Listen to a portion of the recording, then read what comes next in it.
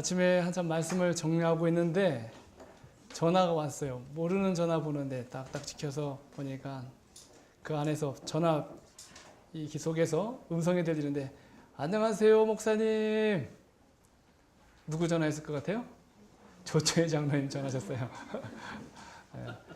조채 장로님이 한 분 한 분씩 묻는 거예요. 지난주에 우리 이구삼 선교사님 오셨나요? 네, 오셨습니다.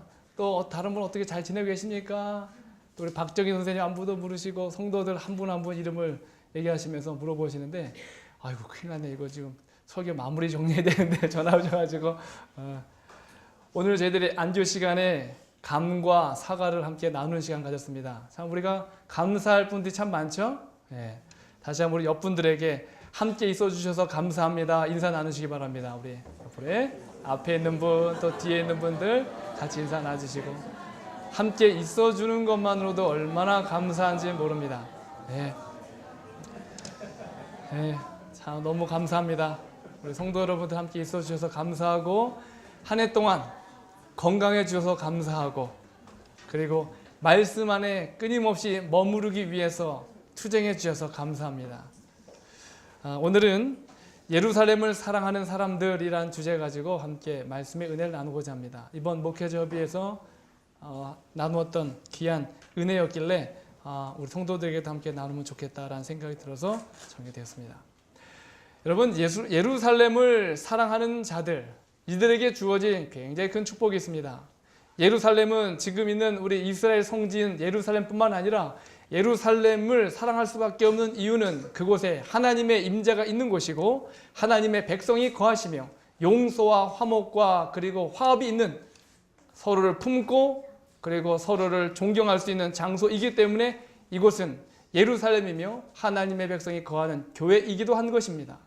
어쩌면 오늘 이 안식일에 우리 마음의 할례가 되는 이 안식일이 되는 이 시간에 영적 예루살렘인 교회를 찾아온 여러분들 하나님의 은혜가 함께하기를 간절히 소원합니다. 여러분 정말 예루살렘을 우리가 사모할 때 누릴 수 있는 축복이 무엇인가? 시편 122편 6절부터 9절에 있는 말씀 함께 읽겠습니다. 예루살렘을 위하여 시작. 예루살렘을 위하여 평안을 구하라. 예루살렘을 사랑하는 자는 형통하리로다. 여호와 우리 하나님의 집을 위하여 내가 내게 복을 구하라. 여호와 우리 하나님의 집을 위하여 내가 내 복을 구하리라. 예루살렘을 위하여 평안을 구하라고 말합니다. 시편 122편은 이스라엘 백성들이 예루살렘에 올라갈 때 부르는 노래였습니다. 이스라엘 백성들이 예루살렘에 모일 때는 이스라엘의 7대 절기 중에 세 절기, 아주 중요한 절기 때 모입니다. 우리가 아는 대로 7대 절기가 뭐 있습니까? 아는 대로 뭐가 있습니까? 7대 절기. 우리 재림 성도들은 알고 계셔야 돼요. 그래서 사경회가 필요합니다. 사경회.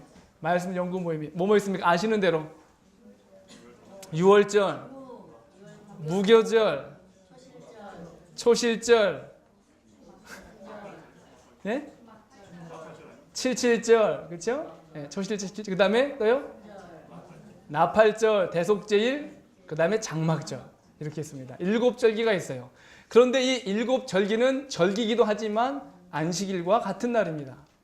성경에 보면 안식일로 인하여 너희들 서로 편론하지 마라 할 때 그 안식일은 일주일 안식일이 아니라 이 절기 안식일을 말하는 것입니다. 그런데 그 절기 때마다 그들이 있는 곳에서 쉬고 마치 안식일에 하나님을 기억하며 그들이 예배드릴 수 있는 각 곳에서 하나님을 기념했던 것처럼 그러나 그렇게 모였던 7절기 중에 모든 성도들이 다 함께 예루살렘으로 모이는 세 절기가 있습니다. 그 세 절기는 이와 같습니다. 무교절입니다. 무교절은 유월절부터 시작해서 올라갑니다. 예수님이 유월절을 3번 참석하셨습니다. 그렇죠? 보시면 1월 14일부터 21일까지 시작되는 것입니다. 이 유월절은 바로 출애굽 구원 기념을 나타내고 있으며 그리고 누룩이 들어가지 않은 떡을 먹으며 그들이 구원받았던 순간을 기억합니다. 결국 이 유월절과 무교절은 예수 그리스도의 십자가의 구원으로 성취되었습니다. 그렇기 때문에 더 이상 우리는 이미 원형 되시는 예수 그리스도가 십자가에 달려 돌아가셨기 때문에 이 무교절, 유교절을 지키지 않습니다. 또 하나는 77절입니다. 다른 말로 말하면 오순절이에요. 오순절. 이스라엘 백성들이 광야에서 생활하는 그 출애굽하고 난 딱 50일이 되는 그 날에 하나님께서 시내산에서 십계명을 반포합니다. 그리고 하나님의 율법이요 하나님의 품성을 나타내는 계명을 받아 내려오는 그때가 바로 이 77절 오순절이었습니다. 이 오순절의 역사는 예수님이 십자가에 달려 돌아가시고 부활하시고 난 후에 바로 오순절 50일이 지난 그때에 예수님이 하늘 성소에 입성하시면서 대제사장으로 취임하시면서 부어진 그 성령의 기름이 흘러내리면서 이 땅에 있는 교회에 부어지는 그 역사, 그것이 바로 오순절 성령의 역사였습니다. 마가의 다락방에서 120명이 모인 그 자리에 성령의 놀라운 폭발적인 역사가 있었죠. 그리고 또 하나는 초막절입니다. 초막절은 이스라엘 백성들이 구원받고 난 후에 가나안 땅에 머무르면서 광야 생활을 하면서 하나님이 우리와 동거하셨던 그 은혜를 기억하며 초막을 치고 그리고 종려나무를 흔들며 그들이 그 구원의 여정을 기억하는 순간입니다. 이땐 저희들이 하늘에 올라가면 구원받고 예루살렘에 들어가면 그때부터 이루어지는 1000년 동안의 기간은 이와 같은 초막절입니다. 초막절. 그리고 우린 그 하늘 예루살렘에서 머물 것이 아니라 1000년이 지나고 나면 이 땅, 하나님이 예루살렘을 세웠던 이 땅에 다시 한번 하나님의 아름다운 새하늘과 새 땅이 재건되는 그 역사를 기억하는 그 기념이 이루어지는 것입니다.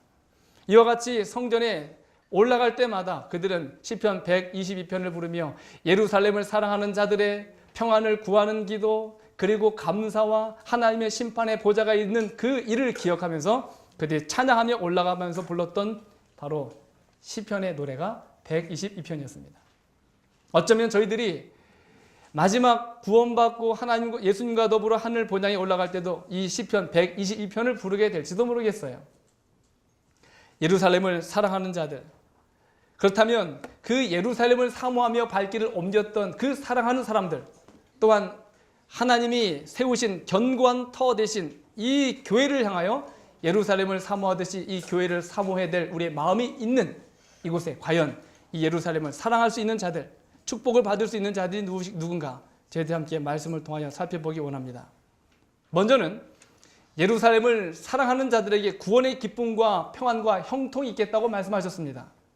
분명히 예루살렘을 향하여 그들의 발길을 옮길 때에 그들의 한 해의 삶을 돌아보며 기쁨과 감사와 용서와 화목의 아름다운 축제가 있었던 것처럼 분명히 이 교회를 사모하며 그 마음을 하나님 앞에 이끌고 오는 백성들에게 이와 같은 축복이 더불어 있게 될 것을 저는 확신합니다. 시편 122편 1절에 있는 말씀입니다. 함께 읽겠습니다. 시작. 사람이 내게 말하기를 여호와의 집에 올라가자 할 때에 내가 기뻐하였도다. 여호와의 집에 올라갈 때에 내가 기뻐하였도다. 여러분들은 안식일에 일어나셔서 정리를 하시고 준비하시면서 교회 오시는 발걸음이 어떠신가요? 보면 어떨 때 사단이 시험을 주는데 이 안식일의 축복을 누리는 그 시험을 주는 시간이 언제냐면 꼭 예배 드리기 전, 예배를 준비하기 위해서 교회로 발길을 옮길 때, 시험 받을 때 여러분 종종 있죠? 아침에 나가는데 어머니의 잔소리, 갑자기 오늘 예배 드릴 마음이 없어져요. 남편의 잔소리, 아내의 잔소리.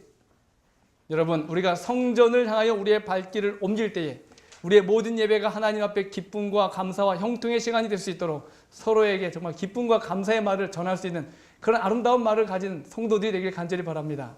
내가 시험이 돼서는 안 되겠죠. 여기 보면 여호와의 집에 올라가자 할 때에 내가 기뻐하였도다. 제가 오늘 아침에도 이렇게 예배를 준비하면서 오늘 우리 김기덕 집사님 둘째 아들이 올까 안 올까 제가 생각하고 있었어요. 지난주 못 왔길래 전화를 했습니다. 아유 어떻게 못 왔네? 그런데 시험 뭐 준비도 있고 바빠서 못 왔대요. 그래서 목사님 다음 주에 꼭 갈 거예요. 그래서 알았어 기다릴게.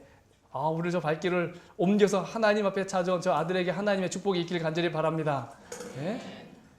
여러분 우리가 여호와의 집에 올라가자 할 때 누군가가 나에게 함께 그 예배 장소로 초청을 할 때 그 마음에 기쁨이 있는 자들은 하나님이 말씀하실 그들의 삶 속에 그들의 가정에 형통과 축복이 있을 것을 약속하셨습니다.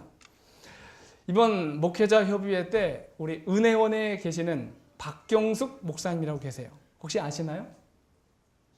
그분 은퇴하시고 난 후에 그 장로교에서 운영하는 한 500여 명의 장애우들이 머물고 있는 곳에 가셔서 매 안식일마다 3번을 예배를 드리세요.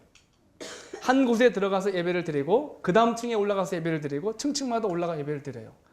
목사님 그냥 한 군데에 모여서 예배 드리면 되죠. 이렇게 뭐 층층마다 올라가세요.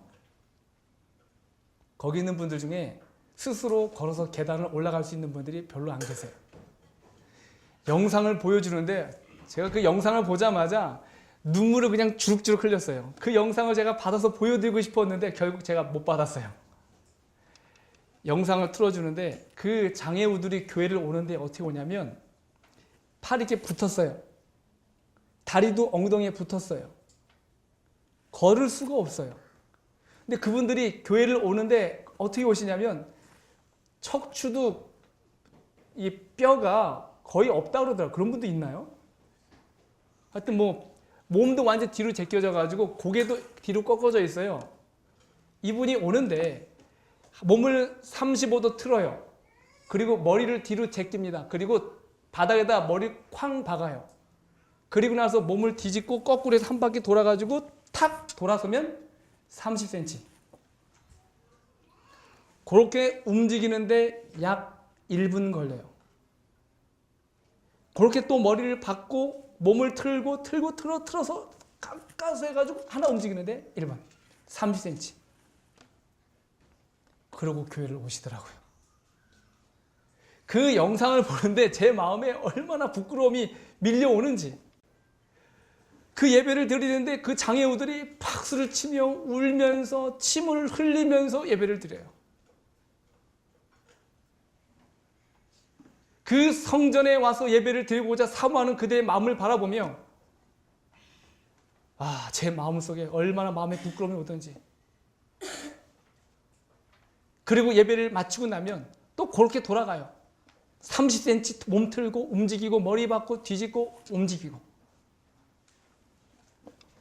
이렇게 예배를 드리니 그들이 한층 예배를 드리고 나서 빵을 나눠주고 또 한층 올라가 예배를 드리고 그 장애우들이 그 안식일에 드려지는 그 예배를 얼마나 사모하고 기뻐하는지.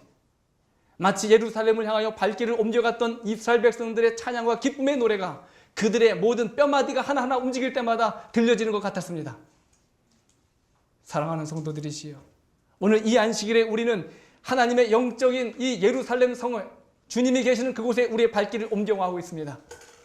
여러분, 매 순간 우리가 마치 30cm 발길을 옮겨 예루살렘과 같은 그 교회 예배를 드리기 위하여 옮겼던 장애우들의 발걸음처럼 오늘 이 안식일에 우리의 기쁨의 발걸음이 하늘을 닿는 30cm 더 나아가는 귀중한 하나님의 축복의 예배가 되길 간절히 소원합니다. 그러고 보니까 그 모습을 보는데 저희 성도들이 막 머릿속에 스쳐나가는 거예요. 안식일에 참 오실래니까 바쁘시죠? 얼마나 거리가 또 머신 분도 있고 참 어려운 분도 참 많습니다. 언제 기회가 나면 제가 박경수 목사님 한번 모시려고 그래요. 모셔서 그 장애우들이 드리는 그 예배 모습을 한번 보고 또 때가 되면 저희들이 가서 봉사도 할 수 있으면 좋겠다는 생각이 들어요. 그 예배를 드리러 나오는 그들의 모습을 바라보고 있는 하나님의 그 기쁨과 감격은 어떠할까? 여러분, 예루살렘을 사랑하는 자는 예루살렘을 찾아 그 발길을 옮겨가는 사람들인 것입니다. 안식일뿐만 아니라 말씀의 장소, 예배가 있는 곳, 하나님의 말씀의 능력이 선포되는 곳곳마다 여러분의 마음과 생각이 그 예루살렘을 향하여 찾아가는 마음들이 되기를 간절히 바랍니다. 성경에 보면 예루살렘을 찾았던, 성전을 찾았던 인물들이 많이 있습니다. 그 중에 하나 우리가 잘 아는 대로 선지자 사무엘의 어머니 한나입니다. 한나가 성전을 찾았을 때는 언제입니까? 사무엘상 1장 10절부터 12절에 있는 말씀을 보면 한나가 마음이 괴로워서, 마음이 어때서요? 괴로워서요. 여호와께 기도하고 통곡하며 그가 여호와 앞에 오래 기도하는 동안에 엘리가 그의 입을 주목한즉, 한나는 나이가 들어갔음에도 불구하고 그에게 무자였습니다. 자식이 허락되지 않았어요. 그리고 그의 두 번째 그 엘가나 남편의 둘째 아내 바로 분인나에게는 자식이 있었지만 한나에게는 자녀가 없었습니다. 그리고 이 분인나는 자기가 자녀를 낳았음에도 불구하고 무자인 한나를 사랑하는 그 엘가나의 그 사랑의 마음에 질투하여 한나를 끊임없이 괴롭힙니다. 그러니 무자인 것도 서러운데 그것도 둘째, 그렇죠? 뭐라고 됩니까? 예? 그 자기 뭐라고 불러야 되나요? 예? 본인이 첩이라 할 수도 없고, 그렇죠? 예. 그 두 번째 와이프 되는 그 뭐라고 해야 되나요? 그런 단어가 있나요? 하여튼 그 서러움을 당하는 것입니다. 마음에 얼마나 큰 부담이 있던지 하나님께 그가 마음이 괴로웠을 때 자신이 그 마음을 털어놓을 수 있는 다른 사람을 찾는 것이 아니라 때로 다른 곳에 가서 자기의 마음을 시간을 허비하는 것이 아니라 그는 자신의 마음을 알아줄 수 있는 자신의 괴로움과 속상한 마음을 털어놨을 때 내 마음의 위로자 되시는 하나님을 찾아 그 발걸음을 옮겨간 것입니다.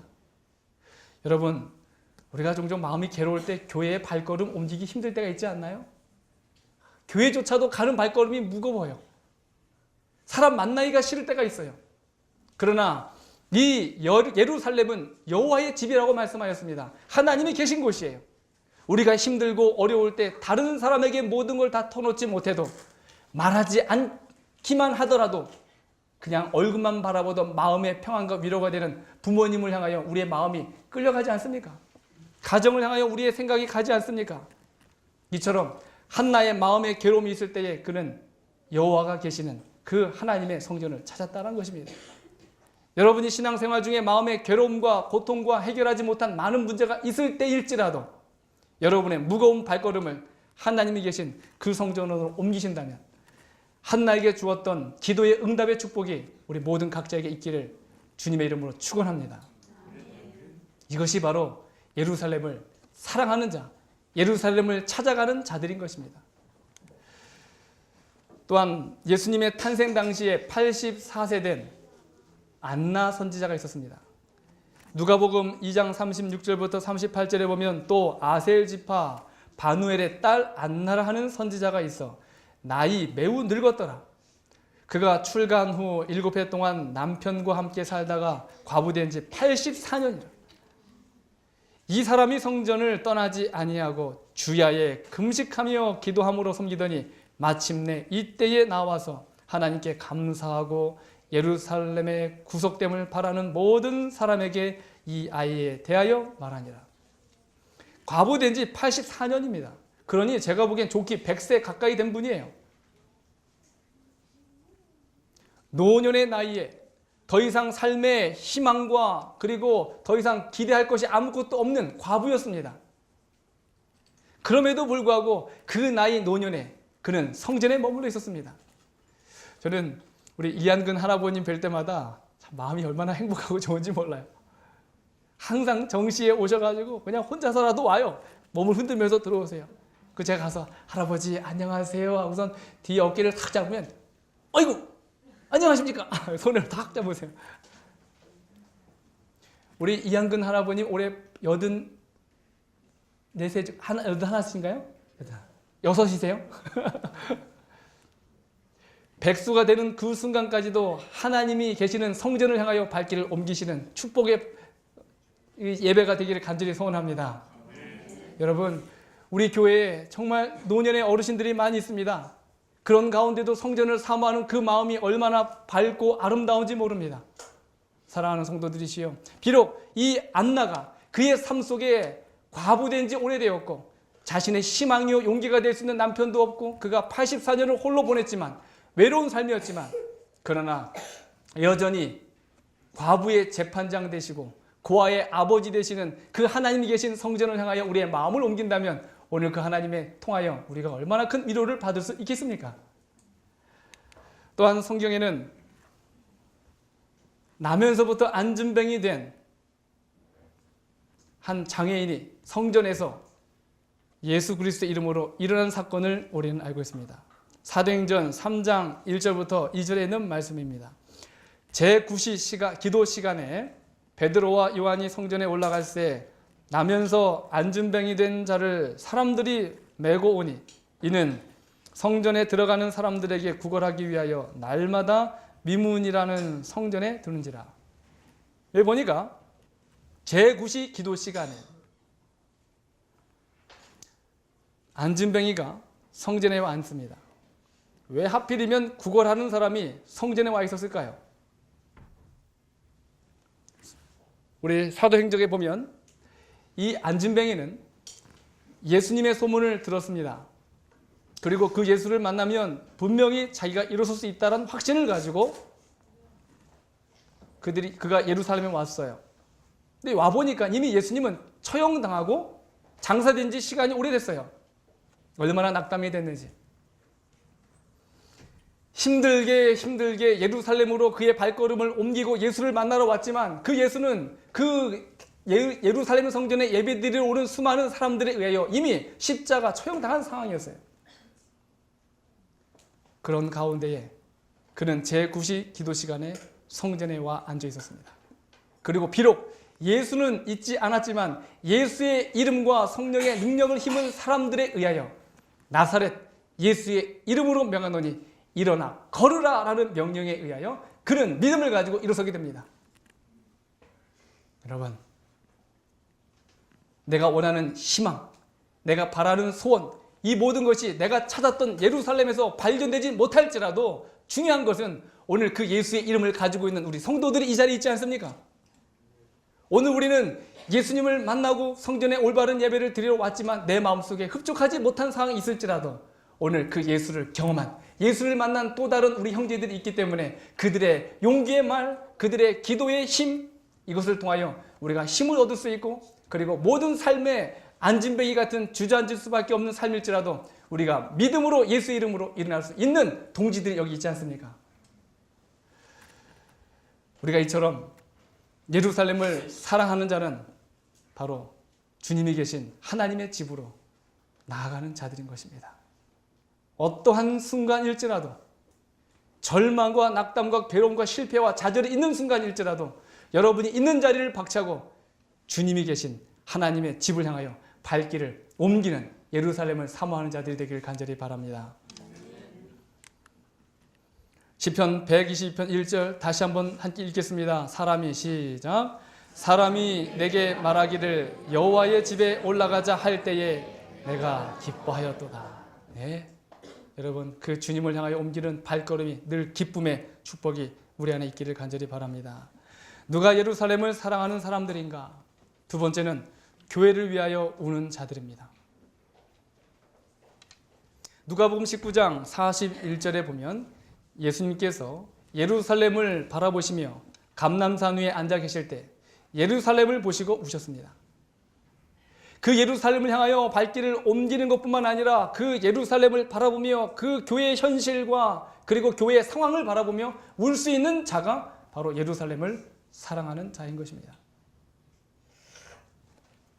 여기 특히 유심히 봐야 할 단어가 가까이 오사예요. 가까이 오사. 여러분, 가까이 가면 문제가 보여요. 그리고 가까이 가면 그 문제를 품고 있는 사람을 사랑하고 기도하게 돼요. 이해하게 됩니다. 저도 저희들 결혼한 지 얼마 되지 않았지만 아시다시피 제가 굉장히 빨빨거리지 않습니까? 예? 빨빨거려요. 이래저래 빨빨거리고 움직이는데 그러다 보면은 저희 가정을 제대로 챙기지 못할 때가 있어요. 그런데 이러다 어느 순간에 제가 일을 마치고 들어오면 이 자고 있는 아내를 봅니다. 그러면 마음에 참 미안함이 들어요. 하루 종일 밥하고 설거지하고 청소하고 애들 또 기억절 암송 여러 가지 숙제 등등 다 하고 나서 그 일부러 깨우고 싶어요. 말하고 싶고 같이 있고 싶고.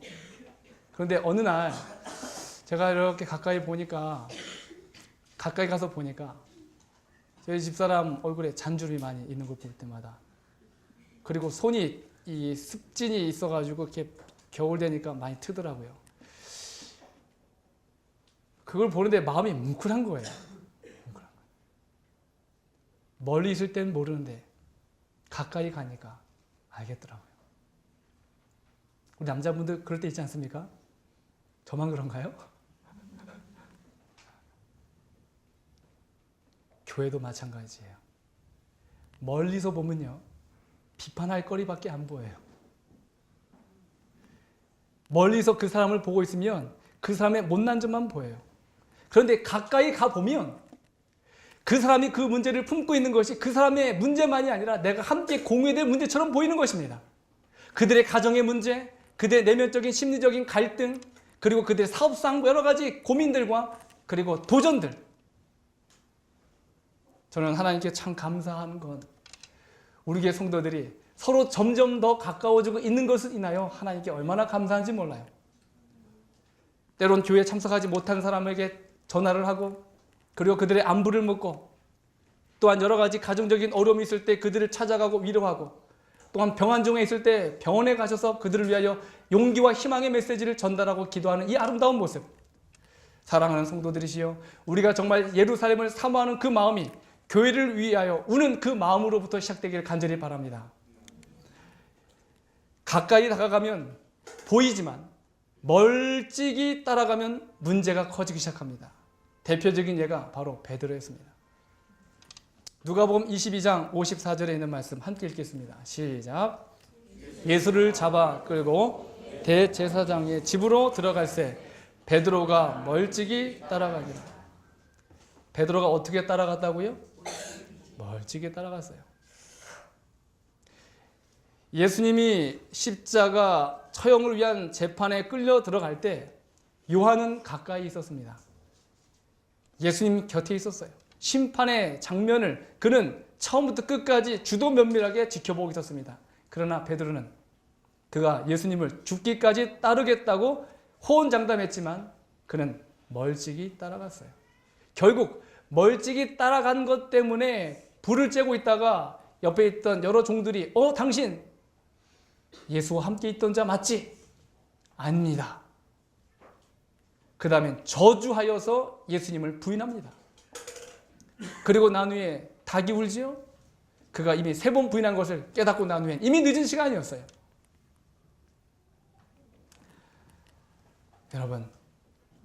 여러분들이 이 교회를 바라보시면서 여러분들은 어떻게 이 교회를 생각하시고 보고 계십니까?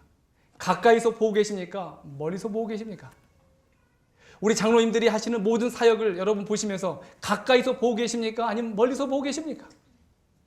우리 집사님들이 저 주방에서 수고하시는 그 모든 일들을 멀리서 보고 계십니까? 아니면 가까이서 보고 계십니까?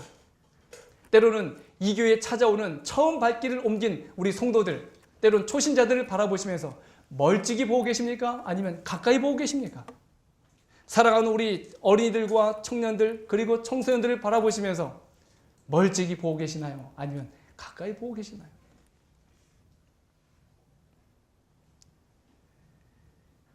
다시 한번 우리 성도들이 서로를 위하여 기도하기 시작한다면 우린 이전보다 더 가까이 서로를 지켜볼 수 있고 그리고 서로를 위해서 함께 우는 자들이 될 수 있을 것입니다. 저는 인도네시아에서 선교사 훈련하다가 이런 얘기를 종종 합니다. 친구들이 와요. 목사님, 우리 선교사 중에 누가 아픕니다. 그러면 저희들이 하는 일은 다 모여서 회개해요. 회개.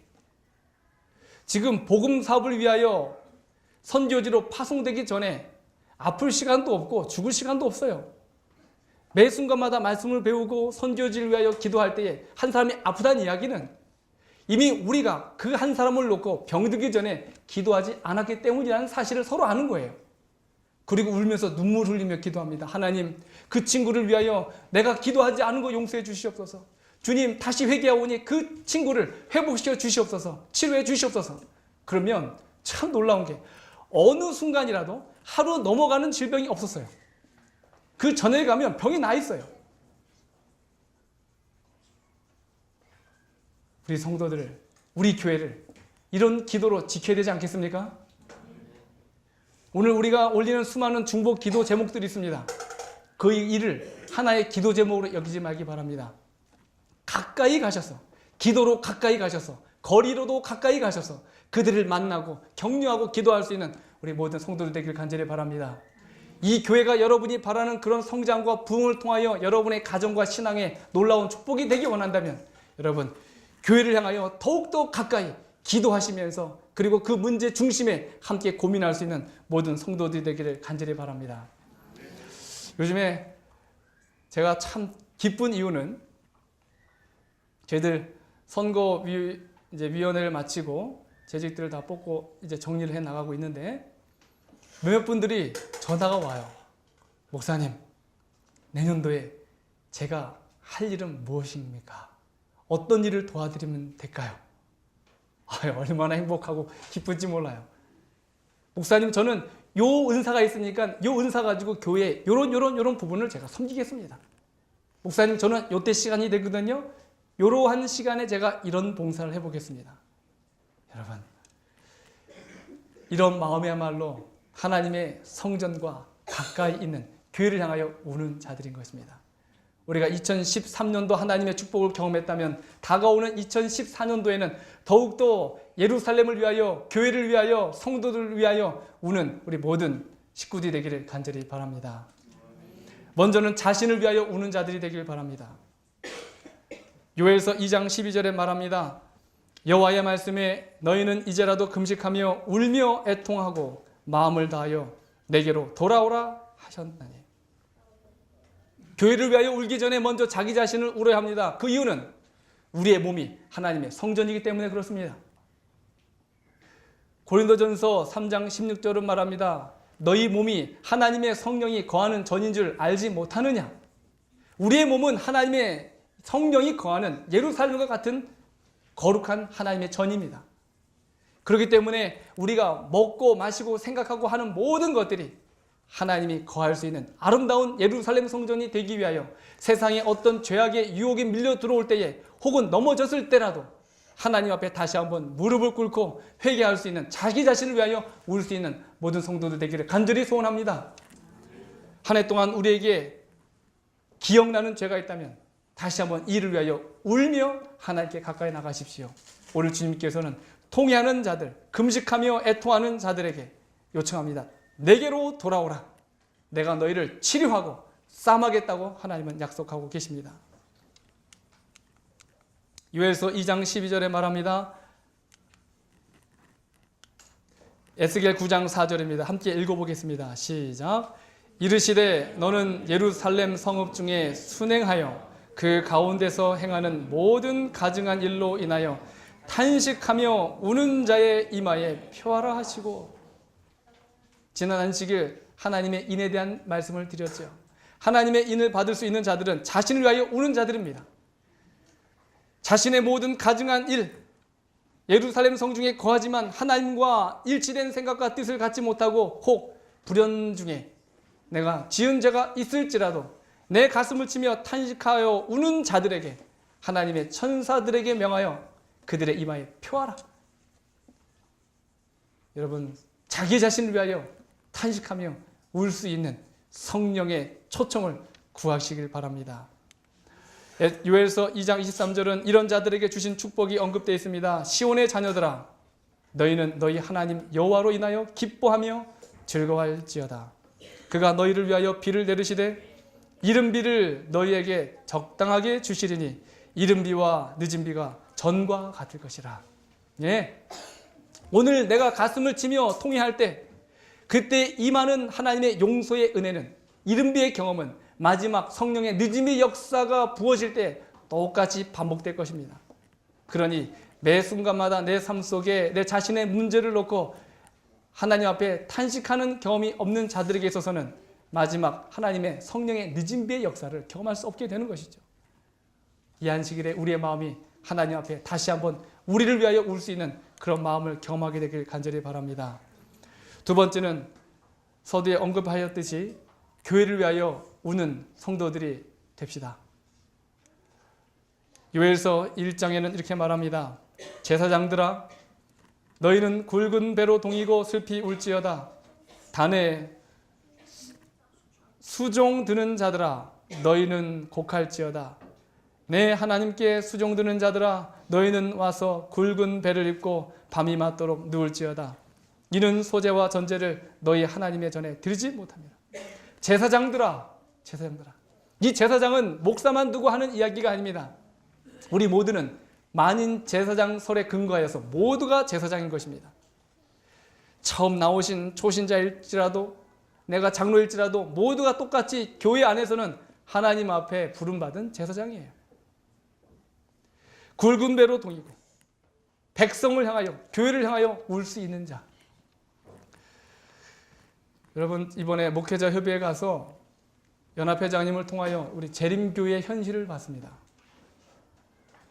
우리가 알고 있는 것보다 지극히 심각합니다. 라오디게아 교회 상태로 접어들고 있습니다. 아니 이미 접어들었습니다.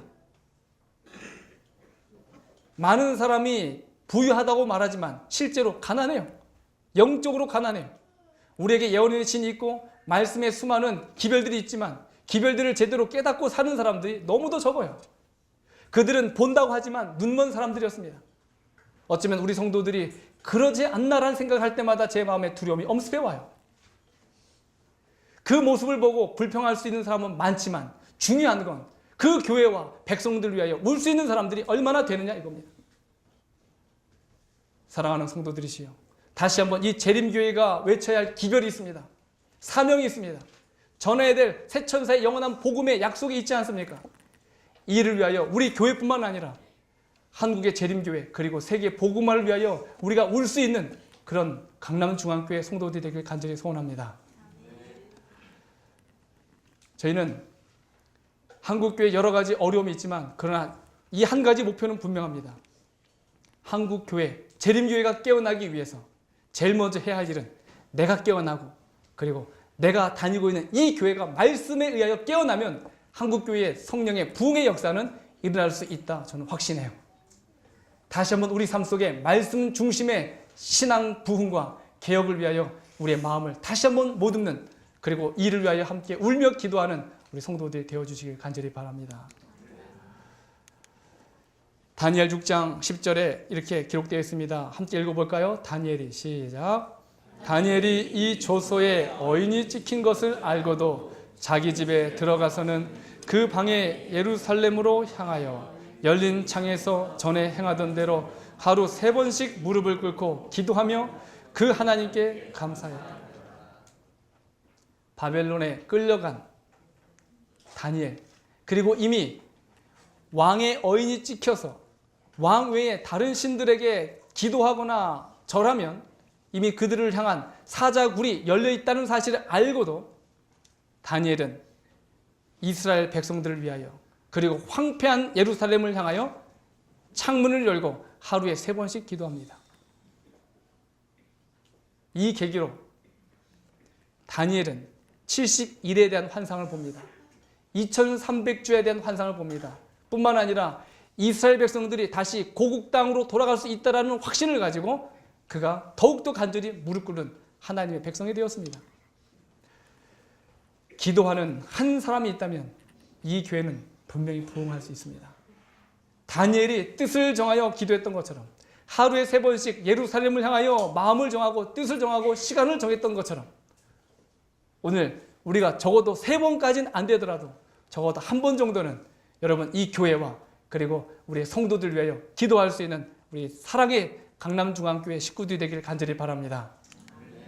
3번째는 사회를 위하여 우는 사람이 바로 예루살렘을 위하여 우는 자입니다. 하나님은 우리에게 말씀하시기에 너희는 세상의 빛이라고 그랬죠. 세상의 소금이라고 그랬죠. 우린 모이기 흩어지기 위하여 모이는 백성입니다. 12월 연말 되니까 많은 사람들이 하는 것처럼 우리의 생각이 우리의 받았던 축복을 이웃에게 다시 한번 환원할 수 있는 마음을 가지고 얼마나 많은 사람들이 헌신하며 봉사하고 있습니까? 무엇보다도 우리가 하나님 앞에 축복받은 자들이라면 언젠가 예루살렘 백성이 될 수많은 사회 사람들을 향하여 울 수 있는 마음이 우리 안에 있어야 합니다. 특히 안식일 오후는 우리가 예배를 마치고 다른 어떤 활동도 좋지만 그러나 이와 같이 봉사할 수 있는 시간들도 교회 가면 참 좋겠어요. 그 봉사는 함께 가도 좋습니다. 혼자 가도 좋아요. 그리고 그것이 사회적인 봉사가 아닐지라도 때로는 우리 교우들 중에 이 교회의 발길을 옮기지 못한 환우분이 계시다면 그들을 향하여 방문하며 격려하며 용기 주는 그 일도 하나님 보시기에 사회를 위하여 우는 그 사람의 역할을 감당하는 것입니다. 스가랴서 12장 10절엔 내가 다윗의 집과 예루살렘 거민에게 은총과 간구하는 심령을 부어주리니. 여러분, 하나님의 백성들은 교회만을 위해서만이 아니라 선택받은 백성들은 민족과 사회와 열방을 위해서도 기도할 수 있어야 합니다. 이번에 필리핀 하이엔 태풍으로 인해서 7만여 명의 사람들이 희생됐죠. 저희가 봉투를 준비했습니다. 다음 주에 여러분 오실 때 다음 주 헌금은 여러분 특별히 준비하셔서 우리 필리핀을 위해 구호 봉사를 위해서 드려지는 헌금으로 저희들이 계획하고자 합니다. 지금도 잘 곳이 없고 질병에 시달리고 먹을 물이 없어서 허덕이는 모든 어린아이들이, 수많은 어린아이들이 있습니다.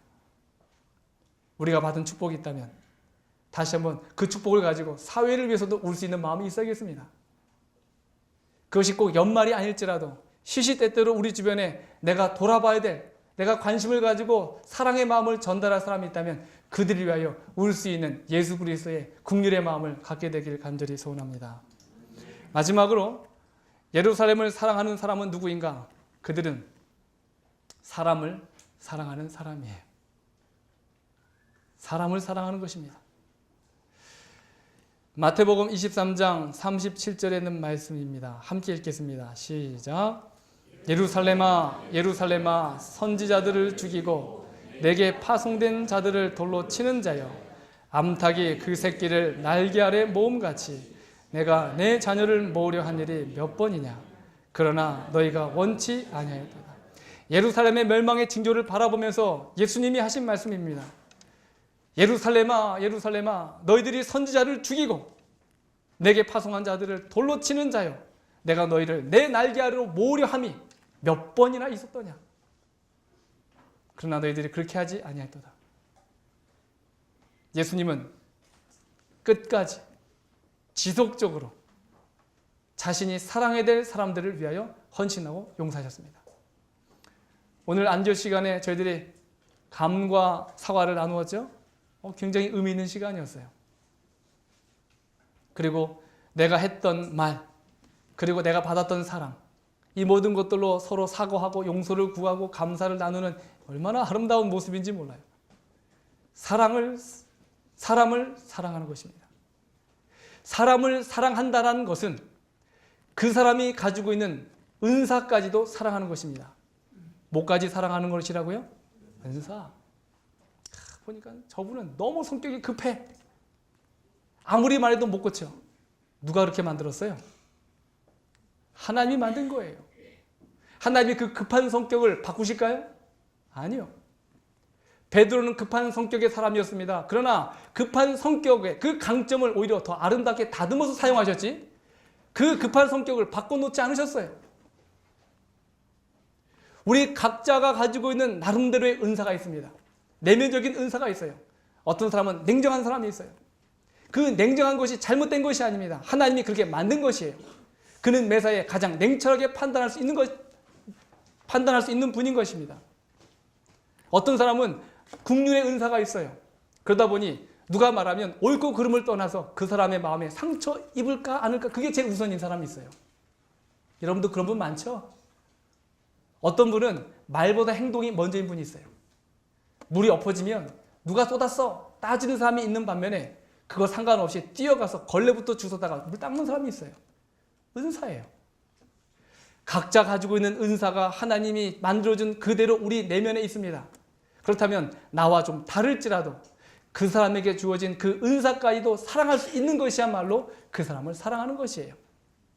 이 사람에게 이런 모습이 좀 있으면 좋겠다 말하지 마시고 그 사람이 없는 그 부분을 내가 채우면 되는 거예요. 그래서 우리는 한 지체인 것입니다. 아, 네가 가지고 있는 그 장점, 그러나 그 나머지 부족한 것은 내가 채울 수 있다. 하나님은 하나님의 백성들을 획일화시켜서 사용하지 않습니다. 하나님은 통일성을 원하는 것이 아닙니다. 하나님은 독특한 그 자체를 가지고 연합하여서 하나님은 그들을 들어 사용하시는 것이 교회의 공동체인 것입니다. 그래서 저는 우리 교회 성도들이 너무도 다양한 것이 얼마나 감사한지 몰라요. 제가 처음에 교회 와가지고 한 달, 두 달 지나는데 밤에 잘 때쯤 되면 성도님들 얼굴을 하나 둘씩 떠올라요. 근데 제가 보니까 제가 다녔던 교회 중에 강남 중앙교회만큼 독특한 성도들이 없어요. 여러분 동의하지 않나요? 얼굴에 한 번씩 지나가면 얼마나 사람 이 각자 그 가지고 있는 개성과 성격이 독특하고 다양한지. 그런데 그 모습이 연결되어지는 모습을 머릿속에 생각하면 그렇게 아름다워 보여요. 제가 여러분에게 종종 드렸던 우리 교회가 가지고 있는 잠재력, 이것은 그냥 여러분에게 칭찬과 격려의 말이 아니라 실제예요. 우리는 모두 각자가 너무도 다양하기 때문에 모두 각자가 성령에 의하여 하나 된다면 이 교회는 하나님의 가장 견고한 요새가 될 뿐만 아니라 이 지역의 복음을 위하여 쓰임받을 수 있는 특권을 부여받은 교회가 될 수 있다는 사실을 저는 믿습니다. 여러분도 그 사실을 믿습니까? 네. 그래서 저는 여러분들 한 분 한 분이 이 교회에 계신 것이 얼마나 감사한지 몰라요. 여러분, 예루살렘을 사랑하는 사람은 바로 그 예루살렘에 거하는 사람들을 사랑하는 사람들입니다. 그런 의미에서 옆에 분들에게 한마디 해주시죠. 다시 보니 너무 사랑스럽네요. 한번 인사 한번 나누십시오. 네? 다시 보니 정말 사랑스럽지 않습니까? 네? 네? 너무 감사한 분들, 아름다운 분들, 소중한 분들을 주신 하나님께 감사합니다. 이사야서 66장 12절에 있는 말씀 함께 읽습니다. 시작. 여호와께서 이같이 말씀하시되 보라 내가 그에게 평강을 강같이 그에게 열방의 영광을 넘치는 시내같이 주리니 너희가 그 젖을 빨 것이며 너희가 옆에 안기며 그 무릎에서 놓을 것이라. 내가 그에게, 예루살렘을 사모하는 사랑하는 그에게, 내가 강남중앙교회 성도들에게 평강을 강같이, 그리고 강남중앙교회 성도들에게 열방의 영광을 넘치게 하는 시내같이 그들에게 축복을 주시겠다는 이 말씀의 약속이 우리 강남중앙교회 모든 성도들에게 함께 있기를 간절히 소원합니다. 언제든지 여러분, 우리가 성전에 올라갈 때 불렀던 이스라엘 백성들 그 노래가 교회를 사모하고 그리고 교회를 위하여 울 수 있고 그 교회에 거하는 성도들을 사랑할 수 있는 그 마음으로 찬송과 감사로 예루살렘으로 발길을 옮기는 축복의 백성들 되기를 바라면서 말씀을 마치겠습니다.